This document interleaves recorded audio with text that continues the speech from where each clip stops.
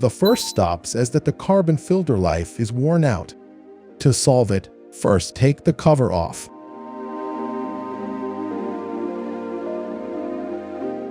Then you can gain access to the pre-filter and proceed to lift it off. Disconnect the filter tube from the quick coupling on the metal sheet.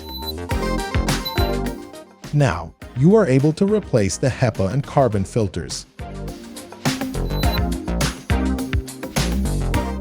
Make sure the filter ribs mate with the corresponding slots.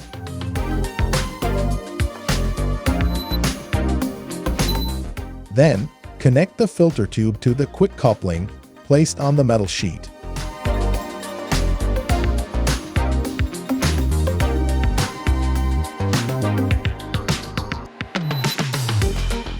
Now, put the cover back on.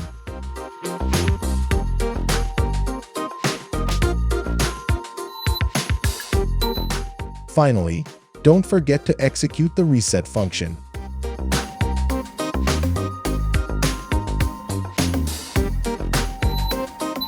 If problem not solved, contact with technical support department at jbctools.com/jbcsupport.html.